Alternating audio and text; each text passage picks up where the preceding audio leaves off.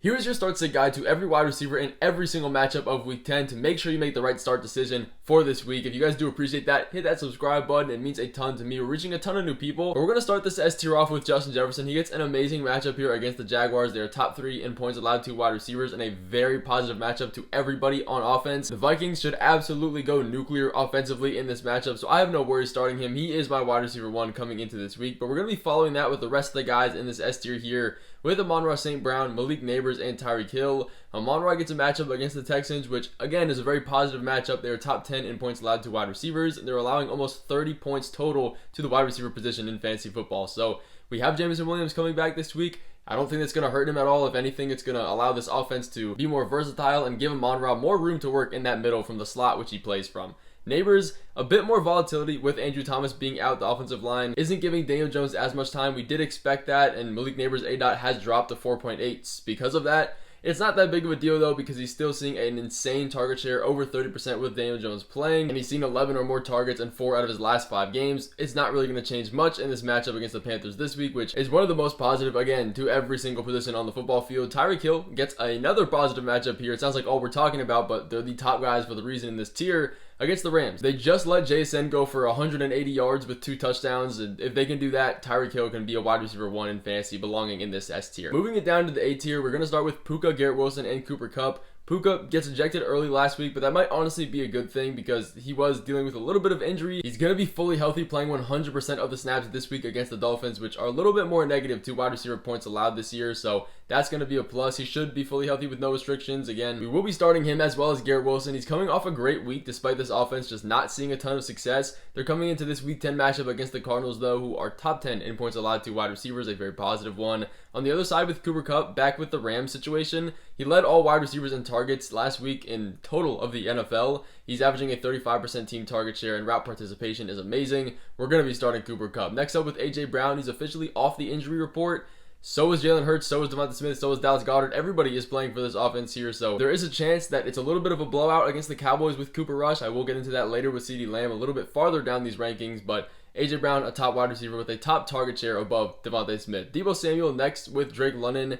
If healthy for both of these guys, they will be started. Deebo is facing the Buccaneers, who are top 5 in fantasy points allowed to wide receivers. With no Brandon Ayuk since 2021, Deebo is averaging a 38% team target share in every one of those games. Now we have CMC returning, which is going to allow this offense to be a lot more fluid, and defenses won't be able to play strictly for the pass. And London, when healthy, is the wide receiver 1 across the entire NFL in red zone targets per game, and he's top 10 in air yards as well. So the targets are going to be there. The opportunity is going to be there. Kirk Cousins is a perfectly fine quarterback in sustaining these guys. We know last year with Justin Jefferson, he gets a matchup against the Saints, which is going to be a ton more positive now that they don't have Marshawn Lattimore anymore on this team. As long as he's not limited from his hip injury, which honestly is possible, he's still questionable coming into this week, he's going to be in this tier, staying where he is. But moving it down to the B tier, we're going to be starting with CeeDee Lamb, Tank Dell, and Davante Adams. Lamb does get a bump down without Dak Prescott in this offense. The good news is that he's not going to go on IR, and he should be back in a few weeks, so I'm not selling CeeDee Lamb for no reason. But if you look back at CeeDee Lamb's stats with Cooper Rush in this offense, he's averaging 10 targets, 76 yards per game, and about 15 fantasy points, so he's definitely not a throwaway kind of player. We're still going to be starting him, and there's a really good chance that he sees about 15 targets this week, because who else is there going to be? There's no Brandon Cooks. Jalen Tolbert's fine, but he's not the alpha, so I do expect Cooper Rush to look his way more often than not. Tank Dell is going to stay in this rank as well, as long as we don't have Nico Collins coming back, which a 99% chance he will not be playing this week, if not already ruled out by the time this video is out. And he does get a matchup against the Lions, which is very, very positive to wide receiver points allowed. A little bit tougher, actually a lot bit tougher to running backs. We should be good with CJ Stroud and these receiving options, though. Davante Adams, like Wilson, gets a really good matchup against the Cardinals secondary. He's averaging 8 targets a game with the Jets since he came over to this team, and obviously he has that Aaron Rodgers connection. We are going to be starting him in this tier. Next up, Terry McLaurin, Devonta Smith, and George Pickens. Terry, he might not be the most consistent as far as target shares go, but fantasy points is definitely there. He's had 6 touchdowns in his last 7 games. Even coming into a tougher matchup against the Steelers this week, with Daniels healthy, his upside is always going to be there. He's the wide receiver 8 on the year in air yards and the wide receiver 5 in end zone targets per game. That's going to get his fantasy points up there. But Devonta Smith has officially been ruled in for this game in the Cowboys matchup. We do likely have Dallas Goedert coming into this matchup, though, and if we look at historical numbers for Devonta Smith, he does go down in fantasy points per game and targets per game with him in. So that does kind of worry me a little bit, but still, this offense is fine as long as he can get his usage before, if this game ever becomes a blowout. And looking at George Pickens, he's done pretty good in some negative matchups so far over the last few weeks with Russell Wilson, so I'm not too worried. He's still staying up here in these rankings. Looking down to the C tier though, some guys that we do have to move down to is Brian Thomas Jr. and Josh Downs. Lawrence is not going to play in this Week 10 matchup, which leaves the quarterback situation up to Mac Jones as the quarterback one.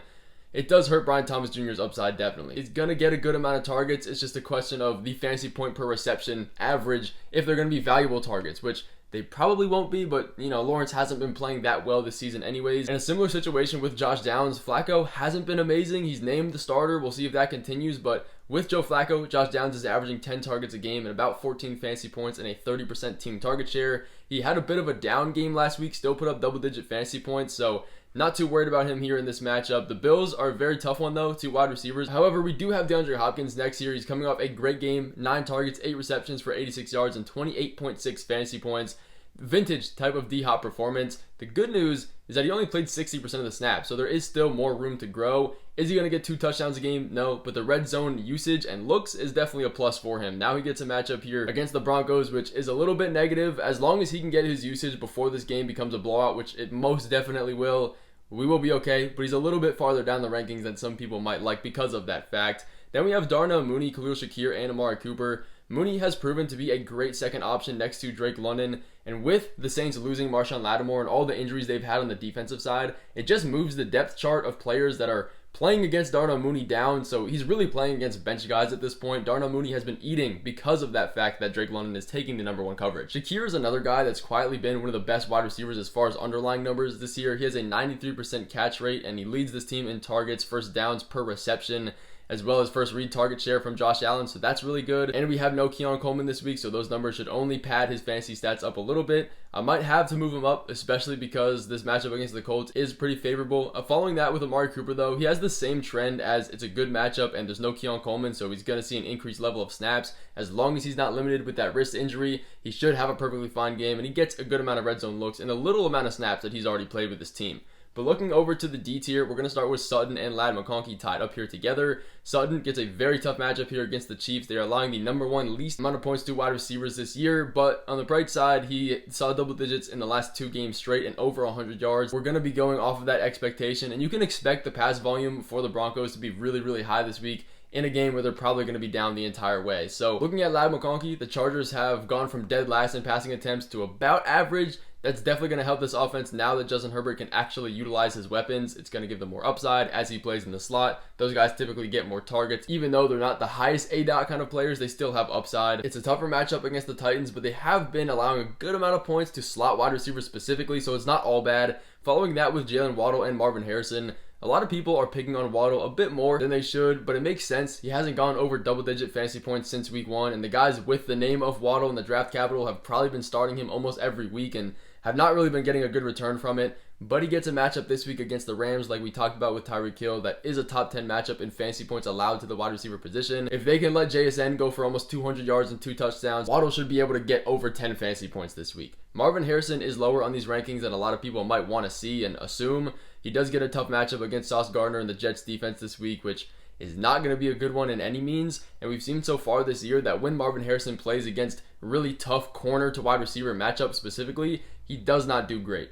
Is that a him problem? Is it a coaching problem? It's a little bit of both. He runs a lot of vertical routes. It doesn't really get that many screens and checkdowns, which a lot of top wide receivers do. You'd expect that. You'd hope it happens, but it really just has not been happening. With DJ Moore, his effort levels look non-existent, but I guess that doesn't matter when you're a top guy. He's still seeing a good amount of targets and leading this team in that fact. Now getting a matchup here against the Patriots, which are a more positive matchup. And looking at Calvin Ridley, we are going to have Will Levis playing at the quarterback position this week, which definitely does hurt his upside. Despite having a 29% target share with Mason Rudolph and really looking solid and startable with him, now we're going to Will Levis when that number is barely cracking double digits. Moving down to the E tier though, we're going to start with Juwan Jennings against the Buccaneers. He gets a great matchup against them. They again are top 5 in fantasy points allowed to wide receivers. And he is the wide receiver 2 behind Deebo Samuel, who is going to play this week as of now until or if that spot gets taken over by Ricky Pearsall, but that's not the case just yet as far as snaps and previous usage. Looking next though at Rome Odunze and Xavier Legette, if Caleb Williams can have time to pass in the pocket, Rome will be fine. We've seen his upside. He's had multiple double-digit target games.